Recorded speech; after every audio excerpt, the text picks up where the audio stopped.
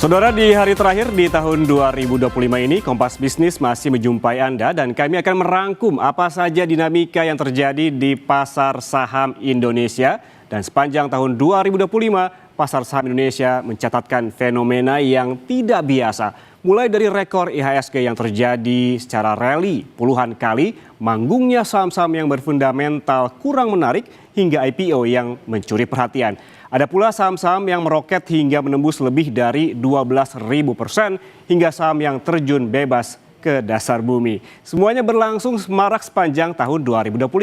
Saudara, Kompas Bisnis kali ini akan membahasnya lebih lengkap untuk Anda. Yang pertama, kita lihat data rekor IHSG sepanjang tahun 2025. Nah, ini dia. IHSG, saudara, mencatatkan sejarah di tahun 2025 dengan mencetak rekor tertinggi sebanyak 24 kali. Padahal saat memasuki tahun 2025, IHSG sempat tertekan di level terendahnya di posisi 5.967 di bulan April. Posisi ini hampir menyamai level terendah IHSG pada 2021. Saat itu sentimen pasar terhadap rencana Amerika Serikat menerapkan tarif ekspor ke sejumlah negara termasuk Indonesia sangat menekan pasar. Bahkan IHSG mengalami trading halt saat terkoreksi 9,19% pada pembukaan perdagangan 8 April 2025. Namun setelahnya, saudara, kinerja pasar saham perlahan membaik. Bahkan IHSG mampu menyentuh rekor tertinggi pada perdagangan 14 Agustus di level 7.931.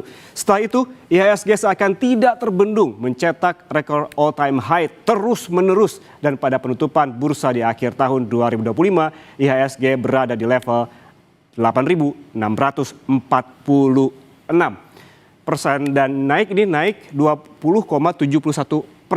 Sedikit meleset dari target Menteri Keuangan Purbaya Yudi Sadewa di level 9.000. Gak apa-apa, ini juga sudah lumayan ya. Lalu sektor apa saja yang membuat IHSG bersinar? Kita lihat data. Nah, ini dia sektor saham paling bersinar di tahun 2025. Kalau menilik dari sektornya, saham-saham teknologi menjadi paling moncer pada tahun 2025. Ini emiten-emiten yang tergabung dalam IDX Tekno ataupun di sektor teknologi menyatakan penguatan signifikan hingga 135% selama 2025. Saham-saham seperti WIFI atau Wi-Fi, besutan konglomerat Hasim Joyo Hadikusumo melonjak hampir 700%. Kemudian ada juga DCII milik Toto Sugiri meroket 370%. Dan selain itu ada pula saham Inet yang terbang 941%. Dan juga ada CYBR yang melonjak 342%. Semua emiten ataupun saham tadi yang saya sebutkan ini ada di IDX Tekno ataupun di sektor teknologi. Kemudian sektor industri yang juga bersinar di tahun 2025 ini sebesar 110%. Ada juga infrastruktur yang naik ataupun tumbuh 82%. Ada juga yang naik ataupun bersinar di tahun 2025 adalah sektor energi sebesar 63%. Dan yang kelima ada basic material yang juga naik selama 2025 ini sebesar 61%. Dan saudara, kemudian saham mana saja yang paling moncer selama tahun 2025? Kita ke data selanjutnya. Nah, ini dia saham dengan kenaikan tertinggi di tahun 2025. Lonjakan paling ekstrim di Bursa Efek Indonesia terjadi pada emiten yang sebelah kiri saya. Ini ada UDNG. Ini yang paling tinggi milik PT Agro Bahari Nusantara yang bergerak di bidang budidaya udang faname. Ini tembus sampai 12.280%, luar biasa. Anda yang memiliki emiten ini dari awal tahun tentu sedang sumringah ya. Namun demikian lonjakan harga saham UDNG ini berbanding terbalik, saudara, dengan kinerja keuangannya yang masih rugi. Kira-kira kenapa ya? Kita bergeser ke saham yang dengan kenaikan tertinggi lainnya. Yang kedua, posisi kedua ini ada saham CBRE yang naik fantastis sebesar 5.057% dan memiliki dukungan sentimen korporasi yang lebih jelas karena adanya persetujuan penambahan modal. Sementara itu di posisi ketiga ini ada Koin atau dengan kode COIN. Ini yang melonjak 2.774%,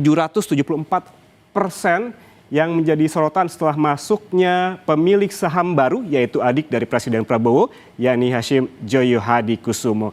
Nah, saudara, kalau tadi saham mana saja yang paling untung, selanjutnya kita ke saham mana saja yang paling ambles. Kita lihat di data berikutnya. Kita lihat ke data berikutnya, saham yang paling ambles di tahun 2025. Nah, ini dia merah semuanya. Saham yang terjun paling ekstrim terjadi pada CSMI yang turun ini minus 93% selama tahun 2025. Mengapa demikian? Karena menurut ekonom, saudara, emiten ini mendapatkan tekanan dari sisi operasional yang tidak lagi mengelola merek Texas Chicken. Anda mungkin sudah familiar dengan merek ini, begitu ada di mana-mana. Namun ini sentimen ini, CSMI tidak mengelola lagi Texas Chicken yang menjadi pertimbangan investor untuk hold atau justru cut loss begitu dan keluar dari investasi di CSMI. Hal ini menimbulkan ketidakpastian arah usaha yang ujung-ujungnya saudara kehilangan kepercayaan dari pasar.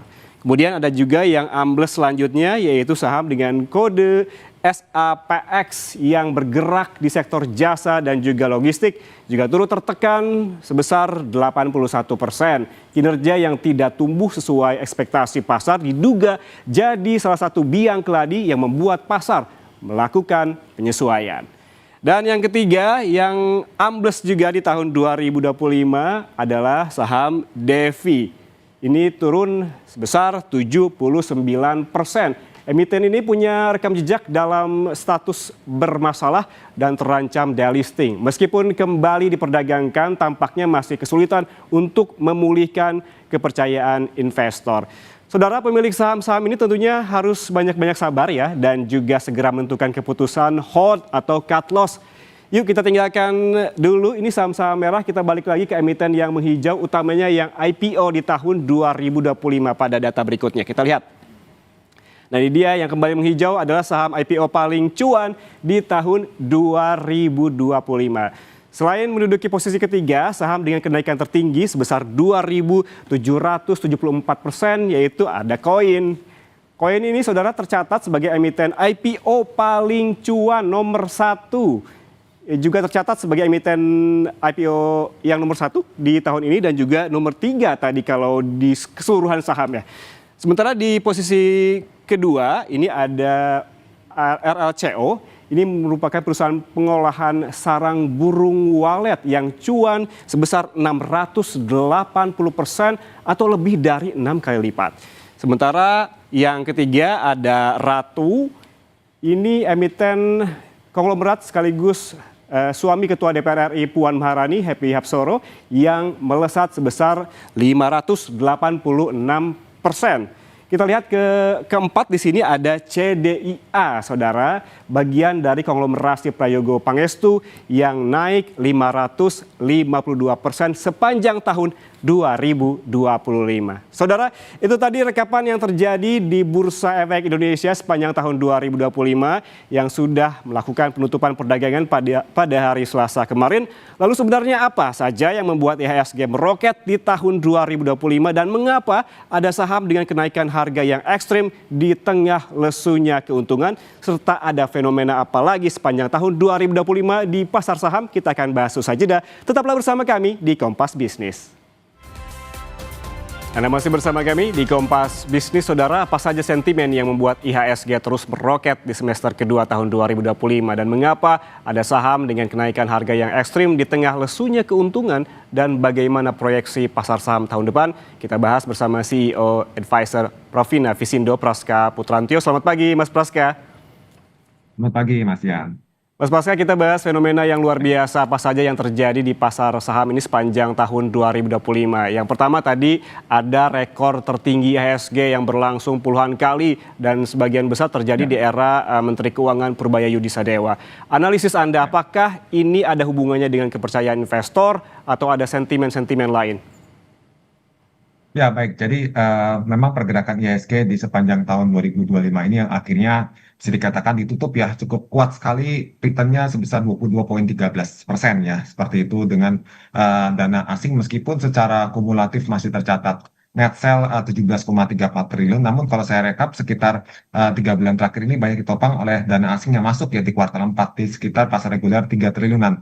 Nah, bahkan dalam 1 bulan terakhir itu di pasar negosiasi dana asing masuk sekitar 10,72 triliun sehingga dalam 1 bulan terakhir dana asing di pasar saham kita secara total itu sekitar 11,49 triliun net buy seperti itu. Jadi artinya kita melihat bahwa tampaknya kepercayaan pasar itu mulai kembali pulih di memasuki semester 2 ditambah lagi dengan Menteri Keuangan yang baru meskipun awalnya sempat mungkin pasar sedikit apa namanya menunggu kepastian bagaimana gebrakannya, namun dengan beberapa program likuiditas yang dikucurkan dan juga berbarengan juga dengan tren suku bunga Bank Amerika Serikat, suku bunga the Fed dari Amerika Serikat yang melakukan pemangkasan sekitar 3 kali, dan di tahun ini pun juga kita lihat sepanjang perjalanan 2025 BI 7 days repo rate juga dipangkas sebanyak 5 kali dari level 6% di 2024 hingga sekarang di level 4,75%. Artinya itu yang juga turut mendorong atau menjadi stimulus di pasar saham yang akhirnya mengalami all time high sekitar 24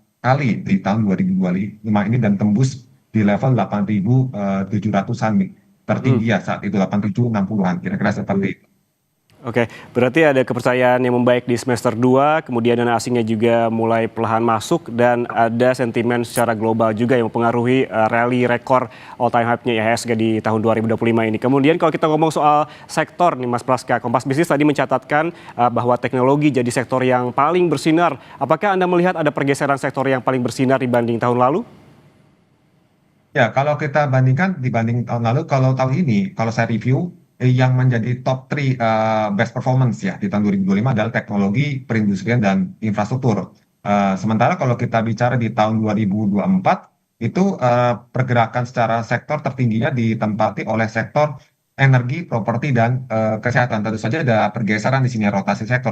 Nah, kalau kita akan melihat kembali pada perjalanan di 2025, sektor apa namanya tadi yang saya sebut sebagai sektor teknologi perindustrian ini banyak ditopang oleh saham-saham teknologi, di antaranya kalau saya data yang saya miliki adalah seperti DCII, ada MLPT, dan juga ada MTEK Buka ya kan. Itu saham-saham teknologi yang mungkin kalau kita lihat di tahun 2024 tidak terlalu perform, tapi tahun 2025 ini cukup dominan seperti itu, khususnya di PT DCI Indonesia DCI. Nah, ini yang cukup mendongkrak dari sektor teknologi. Di samping itu, untuk saham dari sektor infrastruktur, kita melihat di sini ada Arco, ada Mora, ada Link, ya kan, Excel dan Telkom yang juga kembali bangkit dari tren bearish, itu juga turut menopang penguatan dari sektor apa namanya infrastruktur. Sementara kalau dari sektor perindustrian, kita melihat di sini ada saham Astra dan UNTR ya dengan market cap tentu saja besar. Astra di sini tercatat menguatnya cukup signifikan sekitar 36% sepanjang 1 tahun 2025. Artinya saham tersebut ya cukup mampu melawan pesimisme ya, karena kita bicara industri otomotif di tahun 2025 ini kan tampaknya mengalami tantangan cukup besar di samping karena faktor daya beli dan juga persaingan juga kompetisi yang cukup ketat. Namun Astra ditopang dengan outlook dari anak usaha yang masih positif ya, ini membuat sama SII mampu tumbuh sekitar 36,73%, dan samping itu UNTR pun juga mampu bangkit ya di tengah tekanan harga komoditas batu bara, mampu bangkit plus 10,17%. Itu yang membuat akhirnya sektor perindustrian mampu bisa kembali positif menjadi top 3 performance tahun ini. Oke, kalau ngomong-ngomong soal sektor yang paling bersinar, ada juga saham yang memang tadi kita catatkan yang mengalami kenaikan yang cukup luar biasa. Ada fenomena luar biasa yang terjadi pada perusahaan yang bergerak di bidang budidaya udang faname dengan kode saham UDNG, yang hingga kemarin ini secara tahunan kenaikannya lebih dari 12.000 yang mencatat 12.000% begitu, mencatatkan emiten ini dengan kenaikan tertinggi pada tahun 2025. Namun kita juga lihat laporan keuangannya ini tidak sejalan dengan keuntungan yang tercatat dalam laporan keuangannya. Menurut Anda mengapa demikian? Ya baik, jadi memang ada beberapa hal yang membuat mengapa banyak saham yang kalau kita lihat kinerjanya menurun atau bahkan negatif, tapi performanya naik luar biasa seperti itu.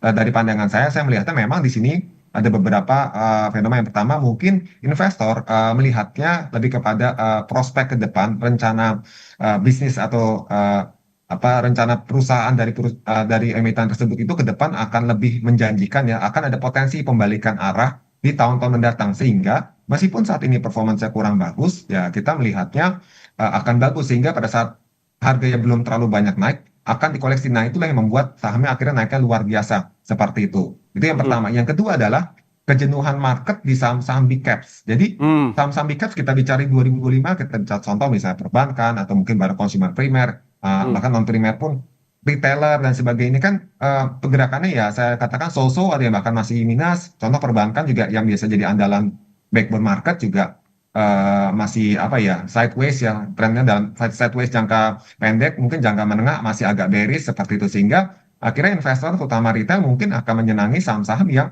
secara pergerakan tuh cukup gesit ya. Terus Hmm. biasanya ini terjadi di saham-saham yang kapitalisasinya tuh lebih ke arah kecil hingga menengah. Saya kira seperti itu, Mas ya. Oke, berarti banyak juga investor yang berspekulasi di sini kalau kita melihat Ya. secara fundamental kan memang kurang menarik, tapi naiknya terus-menerus rally begitu. Ini juga yang saya catatkan, ini saham dengan kenaikan tertinggi ada juga CBR dan juga Koin. Salah satu saham IPO yang mencuri perhatian adalah Koin milik Hashim Joy Ya. Hadikusumo. Nomor satu saham IPO paling cuan dan juga peringkat tiga saham dengan kenaikan tertinggi di 2025. Apakah Anda melihat Anda melihat emiten ini seperti apa? Ya, baik. Jadi kalau saya rekap memang ada top 5 ditempati oleh koin ya, RLCO, CDIA, Ratu, dan Fore seperti itu. Namun koin yang nomor satu ya sekitar 3.780% ya dari harga IPO ya. Kalau di sini saya rekapnya. Nah, Hmm. koin ini memang kalau secara harga saham dan performance keuangannya bisa dikatakan cukup sejalan karena dari posisi minus ya kan realisasi 2004-2025 itu mampu mencatatkan laba yang positif, artinya secara pertumbuhan naik ratusan persen seperti itu, sehingga dengan prospek yang cukup bagus juga kan bergerak di bidang jasa investasi, Mhm. alternatif investasi, maka menurut saya ini menjadi hal yang cukup positif ya di tren di tanah air ya, di mana sebenarnya berinvestasi itu sudah bukan hal yang khusus lagi, tapi sudah menjadi tren umum ya, lifestyle lah kalau boleh saya katakan, sehingga Hmm. minatnya cukup besar ke sana seperti itu. Oke, kita lihat juga di grafis berikutnya saham yang paling ambles di tahun 2025, Mas Praska, ini ada CSMI, Ya. ada SAPX, dan ada juga Devik. Anda melihat tiga saham ini, analisisnya seperti apa di tahun 2025? Ya, jadi ada CSMI, SAPX, dan Devi ya. Memang di sini saham-sahamnya itu kalau saya lihat di samping tidak terlalu liquid khusus di bagian apa namanya Devi ya. Hmm. Ini kan dengan rata-rata transaksi yang cukup tipis, performansnya tentu saja pastinya dipengaruhi oleh kinerja keuangannya yang bisa dikatakan kalau untuk saham Devi itu masih tertekan ya. Contoh mengalami kerugian yang makin dalam di tahun 2025. Sementara kalau kita bicara SAPX ya di sini juga meskipun tidak mengalami apa namanya perubahan yang signifikan, performansnya itu cukup stabil-stabil aja, tapi kecil seperti itu untuk kinerja keuangannya. Maka Hmm. eh, emiten-emiten seperti ini, investor tampaknya mungkin dengan tren yang masih bearish ya di saham tadi, contohnya SAPX yang mengalami eh, penurunan cukup tajam di gambar yang saya lihat. Jadi membuat investor cenderung beralih ke saham-saham lain, dan saham si siapa namanya SAPX PT Satria Hmm. Antaran Prima ini mengalami pergerakan yang cukup sideways sepanjang dari bulan Mei sampai akhir tahun ini. Artinya tidak ada peminat yang lebih besar lagi seperti itu. Oke, kita kembali lagi ke IHSG, Mas Praska. Pada April ini IHSG mengalami trading halt hingga 9,19%. Ini dampak dari sentimen pasar terhadap rencana Amerika Serikat menerapkan tarif ekspor ke sejumlah negara waktu itu. Apakah hal semacam ini masih berpotensi terjadi di tahun depan ataupun di tahun 2026? Ya, jadi kalau apa namanya efek dari kemarin perang dagang itu kan cukup luar biasa ya, bahkan membuat kalau saya lihat dari sisi indikator makro, kurs kita tuh sempat melonjak sentuh 17.000 seperti di bulan Maret ya, akhir kuartal satu, sekaligus membuat indeks kita sempat mengalami koreksi ke titik terendah di level eh, dari data yang saya pantau di level 5.900-an seperti itu. Nah, ini menurut saya peluang untuk di tahun depan tentu saja sudah agak lebih minim ya. Hanya saja yang dikhawatirkan adalah sentimen geopolitik yang bisa melebar, yang mungkin membuat kekisruhan pasar ya. Karena secara apa kondisi ekonomi ini kan tampaknya semua bank sentral cenderung melakukan kebijakan yang sifatnya ekspansif ya, membuat bunga lebih rendah sehingga membuat arus dana investasi itu menjadi lebih banyak ke pasar modal. Nah, namun Hmm. ketidakpastian-pastian timbul karena geopolitik ini, terutama di masalah Cina dengan Taiwan, kita bicara Ukraina dengan Rusia, apakah bisa stabil itu rencana perdamaiannya di Timur Tengah juga. Nah, ini yang menjadi catatan atau PR penting buat investor diperhatikan di tahun 2026 nanti, seperti itu. Banyak yang harus diperhatikan di tahun 2026. Namun jika berkaca di tahun 2025 nih Mas Praska, banyak sekali yang terjadi di pasar saham Indonesia, mulai dari rally IHSG yang tidak tadi sempat kita bahas, kemudian juga ada emiten yang benar-benar naiknya sangat tinggi dan juga ada yang turun sangat rendah begitu. Proyeksi Anda di tahun depan apakah IHSG masih akan berpotensi mencetak rekor all time high yang rally seperti di tahun ini, dan sektor apa yang kemungkinan akan bersinar? Tadi kita sempat membahas 3 sektor paling tidak yang bersinar di tahun ini. Bagaimana dengan di tahun depan? Ya, jadi kalau untuk tahun depan kita melihat indeks itu masih berpotensi tumbuh ya. Hanya saja catatan saya rawan koreksi jangka pendek dulu. Karena indeks kita itu sudah cukup kencang kenaikannya all time high dan secara teknikal pun sudah banyak menunjukkan indikator jenuh beli sebenarnya.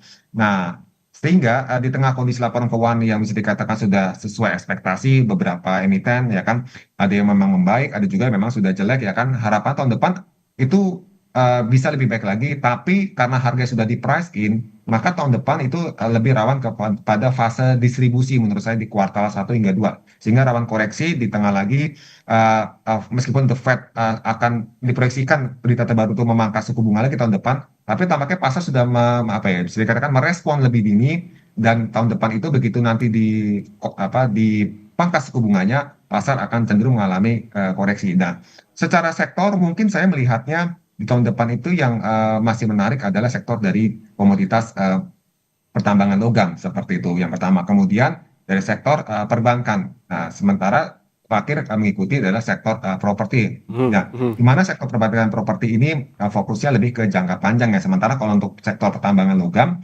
ya ini menurut saya lebih ke jangka pendek menengah. Ya, Oke, seperti itu. oke, menarik. Dan Tadi yang ada tengah-tengahnya Mas sektor Praska. retail. Ya. Menarik tadi Mas Praska menyebutkan bahwa komoditas perbankan begitu, termasuk sektor yang kemungkinan juga akan bersinar di tahun depan. Mengapa demikian? Mengingat di tahun 2025 ini perbankan termasuk yang redup, kalah dengan emiten-emiten terutama yang konglomerasi. Ya, jadi kalau dari pandangan saya memang meskipun perbankan kan bisa dikatakan kalah di tahun ini, tapi untuk tren di tahun depan saya melihatnya perbaikan kondisi ekonomi yang saya lihat secara data-data ya, kita bicara indeks PMI kita sudah kembali naik ke atas 50 ya kan, keyakinan konsumen kita menaik, pertumbuhan kredit meskipun agak sedikit melambat ya, terakhir kan ke 7,74%. Namun tampaknya di sini realisasi performance bank di tahun depan tuh bisa berpeluang lebih baik seiring dengan stabilnya ekonomi ya, di dalam negeri seperti itu. Nah, ini yang membuat saya yakin kenapa perbankan tahun ini tuh belum terlalu banyak direspon karena eh, tampaknya investor membutuh pembuktian dulu dengan likuiditas yang diberikan lebih melimpah, suntikan apa namanya insentif ke ekonomi lewat tadi ya kucuran likuiditas itu, apakah ekonomi mampu bergerak tidak bertahan atau tidak. Apalagi nanti kalau kita lihat bagaimana pertumbuhan ekonomi di Q4. Nah, apakah Indonesia mampu bertahan di atas 5% seperti itu? Nah, hal seperti itu kalau mampu memang terbukti di atas target, tentu saja ini menjadi kabar bagus buat sektor perbankan di tahun depan. Seperti itu. Oke, yang paling dekat yang akan kita hadapi di awal tahun adalah January Effect biasanya begitu ya Mas Praska. Menurut Anda akan seberapa besar efek dari January Effect ini terhadap pasar modal di Indonesia? Dari pandangan saya, untuk tahun ini karena indeks sudah rally ya, bahkan tertinggi kan di sekitar 8.760-an ya kurang lebihnya ya. Ini January Effect cenderung agak kecil ya peluangnya, bahkan mungkin di awal-awal minggu indeks berpotensi mengalami kenaikan. Tapi untuk full month Januari, saya melihatnya peluang nggak kecil dan bahkan cenderung rawan profit taking. Ditambah dengan Oke. kita mungkin ya bisa dikatakan beberapa saham sudah jenuh beli sama beberapa saham konglomerasi ya. Ini yang bisa dikhawatirkan terjadi koreksi jangka pendek sekaligus menekan IHSG, kira-kira seperti itu. Oke, yang saya catat bahwa dari analisis Mas Praska tadi bahwa di tahun depan masih ada rawan koreksi, terutama di semester pertama, kemudian juga ada kemungkinan profit taking di kuartal pertama, juga memang harus dihadapi beberapa sektor-sektor yang ada pergeseran begitu yang akan bersinar di tahun depan, termasuk ada komoditas dan juga perbankan. Terima kasih CEO Advisor Provina Visindo Praska Putrantio atas waktunya bersama kami di Kompas Bisnis. Sehat selalu. Terima kasih, selamat pagi.